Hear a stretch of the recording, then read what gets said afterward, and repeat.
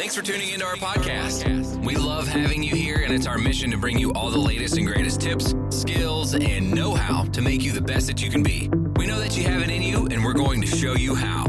Now, let's get started.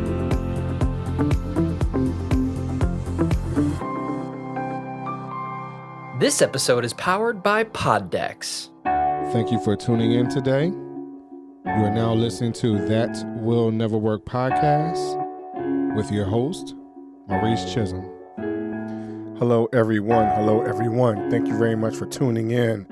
You know, it is now we are within the fourth quarter of the year.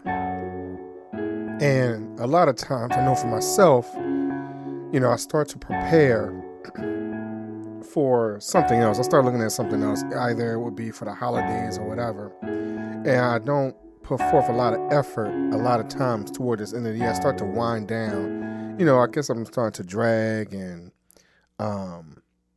feel down about certain situations, whatever it is. And or I start concentrating on other things, such as the holidays, you know, the kids being in school, things like that. I'm not as energized as I am in the beginning of the year. And I just wonder how many of you out there are struggling with something similar. Do you understand what it is that's holding you back? Do you understand or see the challenges that you have to be consistent in moving forward?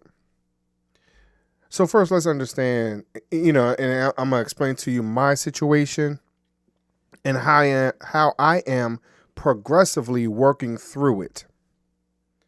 So most of you know that my birthday is in April. So what happens is, and then you have New Year's Day in January, right? Of course, Maurice, right? So in the United States. So what happens is, for me, I set goals to reach, or I'm sorry, I set I set goals for the year, for the incoming year. You know, I put them write them down. You know, I was told to write my goals and stuff down, put it in my pocket. Some of us were told to put money in our pockets for when the new year comes in. Some of us was told to put black eyed peas in our wallets. Various things to bring in the new year on a positive note and to something to look forward to. Myself, you know, I have practiced all these types of beliefs, if you will. And at the same time, on New Year's Day, I would get up. And one time I was doing it with my uncle, and then eventually I was doing it on my own, where I was going into people's homes, being the first male into these houses. And so I was practicing things to say, hey, you know what? We are going to have good luck this year. We're going to have blessings and monetary advancements, whatever it might have been. And so only 2-3 short months later, right, is my birthday. And so I am energized because January, and my thought has been to keep up the momentum for me to reach my goals as I'm going through my birthday. And so I count the times, you know, that I have achieved something, whatever the goal was.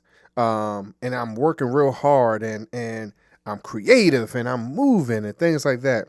My birthday comes.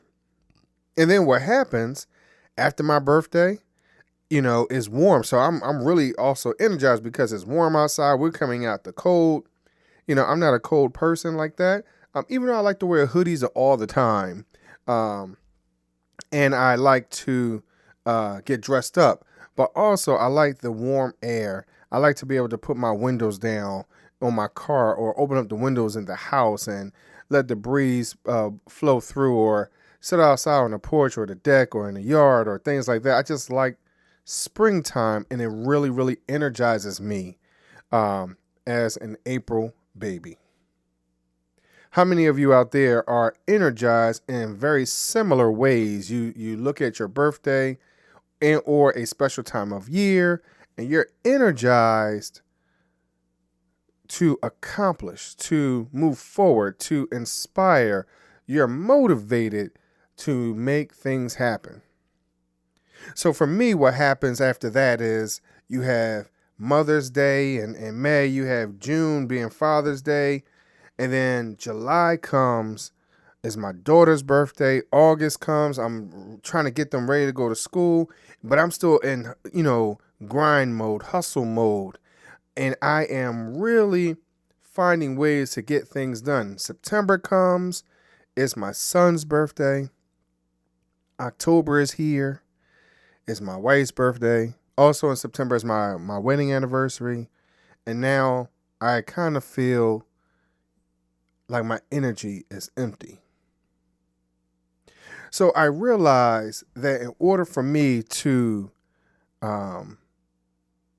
keep it going, to be motivated, I have to continually encourage myself with new goals or understanding what's happening as the year goes along with new projects, potential projects, what ideas I've had in the very beginning of the year. I have started to push them down towards the middle or the end of the year. So I still have something to work to or work through or work for as the year progresses. And I'm not burning myself out in half to 3/4 of the year. And then I'm not productive in the last quarter. And now when I go into the new year, I feel drained. I feel unorganized. I feel unmotivated. I have all these negative feelings in past years when it comes to the new year.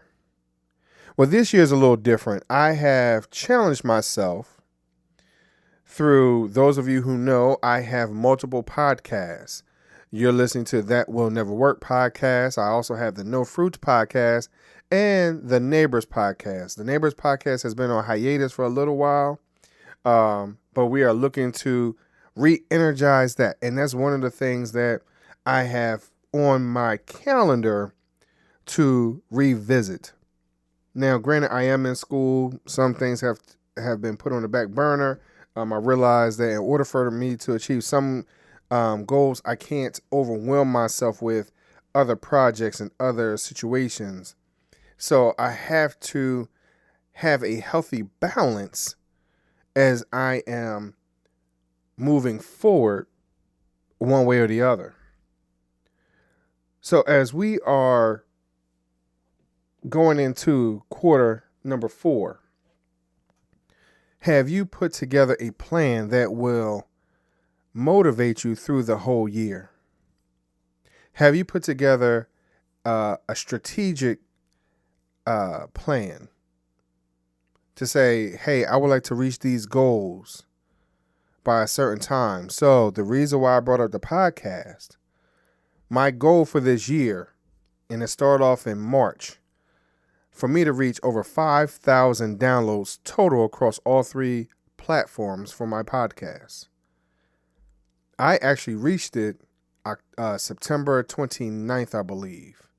And as of today, which is only 3-4 days later, I am officially 63 downloads over that number.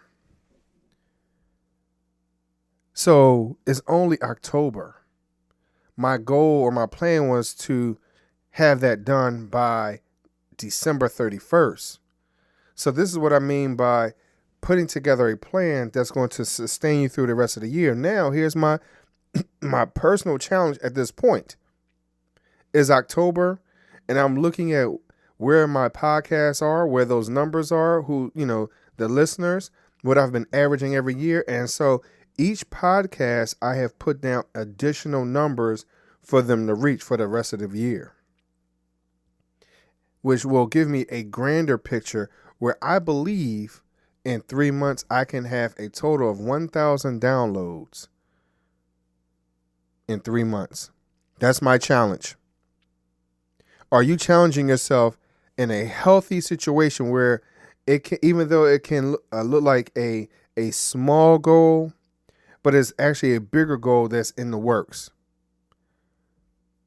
So how are you making healthy decisions, healthy goals that sustains you through the whole year, where you do not have a moment of drought or feeling despair or unmotivated? How do you put together a plan that will sustain you for the whole year? I had talked to our co-host, being Latoya Little, Coach Latoya Little, and talking about she's constantly revisiting her vision board. Are you doing the same? Are you constantly revisiting what your goals are, how to get there, what needs to happen, what's the process, where it's going to happen, when it's going to happen? How are you putting those things in a way that you can follow it, that is not overwhelming and taxing to you? I encourage you today that you can get it done. Thank you very much for listening.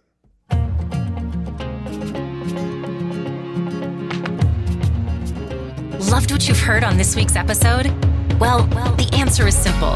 It would mean the world to us if you could head over to iTunes and leave us a 5-star review and feedback. Spreading the word really is the best way to grow our podcast and achieve even greater things. Thank you.